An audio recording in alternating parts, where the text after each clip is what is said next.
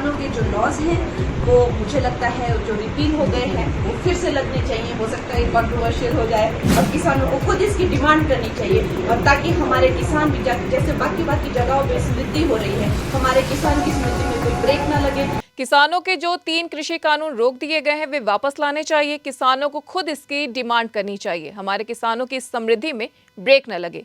हिमाचल प्रदेश की मंडी से सांसद कंगना रनौत का ये वह बयान है जिसके बाद हरियाणा विधानसभा चुनाव के बीच किसान आंदोलन का मुद्दा फिर से जिंदा हो गया। मुझे लगता है किसानों के हितकारी लॉस वापस आने चाहिए और किसानों को खुद इसकी डिमांड करनी चाहिए, और ताकि हमारे किसान भी जैसे बाकी जगहों पे समृद्धि हो रही है, हमारे किसान की समृद्धि में कोई ब्रेक ना लगे। अब जैसे 1 नेशन 1 इलेक्शन सारे ब्यूरोक्रेसी हो गए, सारे जो हमारे लीडर हो गए हर 2-3 महीने में इलेक्शन करते रहते हैं, तो देश के विकास में किसान जो है वो मेन हमारा एक पिलर ऑफ स्ट्रेंथ है। तो मैं चाहती हूँ कि वो खुद ऐसी अपील करे कि भाई हमारे जो 3 लॉज जो हमसे जो सिर्फ और सिर्फ कुछ एक राज्यों में जो है उन्होंने उसको लेकर जो है आपत्ति जताई थी, मुझे लगता है कि उनको मैं हाथ जोड़ के उनको विनती करती हूँ कि सब किसानों के हित को ध्यान में रखकर जो है वो लॉज जो है वापस मांगे। बीजेपी प्रवक्ता गौरव भाटिया ने कंगना से किनारा करते हुए कहा था कि ये उनकी व्यक्तिगत राय है, उनका बयान पार्टी की सोच नहीं, मगर इससे किसानों का गुस्सा फूट पड़ा। कंगना रनौत जी का व्यक्तिगत बयान है एवं भारतीय जनता पार्टी की तरफ से ना कंगना रनौत जी ऐसा कोई बयान देने के लिए अधिकृत हैं और ना ही उनका बयान जो पार्टी की सोच है 3 कृषि कानूनों को लेकर उसको दर्शाता है। इसलिए उस बयान का हम खंडन करते हैं। किसान नेता का कहना है कि कंगना रनौत का फिजूल बातें करने का पुराना रिकॉर्ड रहा है। किसानों को जानबूझकर परेशान करने की कोशिश की जा रही है। ये किसानों को जितना प्रताड़ित करेंगे उतना बुरा परिणाम इन्हें हरियाणा चुनाव में भुगतना पड़ेगा। शंभू बॉर्डर पर आंदोलन कर रहे किसान मजदूर मोर्चा के नेता सरवन सिंह पंधेर ने कहा कि केंद्र कानूनों को वापस ले चुकी है, फिर भी उनकी सांसद उन कानूनों पर बयान देती है तो उन पर कार्यवाही होनी चाहिए। कोई नीतिगत मामलों पर बयान देकर यह कैसे कह सकता है कि यह उसकी व्यक्तिगत राय है। बीजेपी का इस मुद्दे पर भांडा फोड़ हो गया है।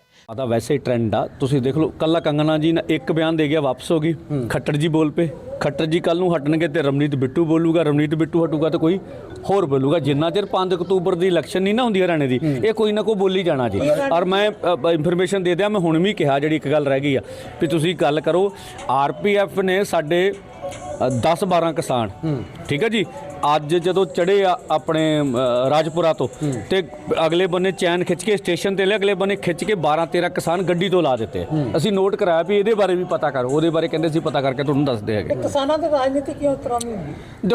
ਦੇਖੋ ਕਿਸਾਨਾਂ ਤੇ ਰਾਜਨੀਤੀ ਇਸ ਕਰਕੇ ਹੁੰਦੀ ਆ ਵੀ ਕਿਸਾਨਾਂ ਦੇ ਮੁੱਦੇ ਹਾਈ ਲੈਵਲ ਤੇ ਚਲੇ ਗਏ ਨੇ ਕਿਉਂਕਿ ਜਿਹੜੇ ਭਾਜਪਾ ਨੇ ਜ਼ਬਰ ਕੀਤੇ ਜ਼ੁਲਮ ਕੀਤੇ ਹੁਣ ਹਰਿਆਣਾ ਦੇ ਵਿੱਚ ਉਹ ਪਾਪ ਸਾਹਮਣੇ ਆ ਰਹੇ ਨੇ ਤੇ ਲੋਕ ਵਿਰੋਧ ਕਰ ਰਹੇ ਨੇ ਲੋਕਾਂ ਦਾ ਸਾਡਾ ਨਹੀਂ ਹੈਗਾ ਉਹ ਹੁਣ ਵਿਰੋਧ ਤੋਂ ਡਰ ਲਈ ਉਹ ਜਿਹੜਾ ਡੈਮੇਜ ਹੋ ਗਿਆ ਉਹਨੂੰ ਕੰਟਰੋਲ ਕਰ ਲਈ शिवराज चौहान ਇੱਕ ਬੰਨੇ ਕਹੀ ਜਾਂਦਾ ਸੀ ਕਿਸਾਨਾਂ ਨਾਲ मीटिंग कर रहे हैं खट्टर साहब सानू गालां कड्ढन ते लगे हुए आ ठीक है। तो वहीं रोहतक से कांग्रेस सांसद दीपेंद्र हुड्डा ने कहा कि किसानों ने अपनी शहादत देकर एमएसपी और मंडी प्रणाली को बीजेपी की तानाशाही सरकार से बचाया।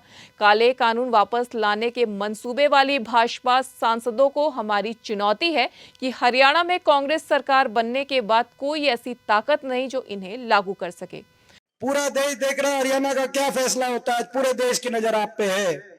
आपने देखा होगा आज इनकी एक एमपी का बयान आया,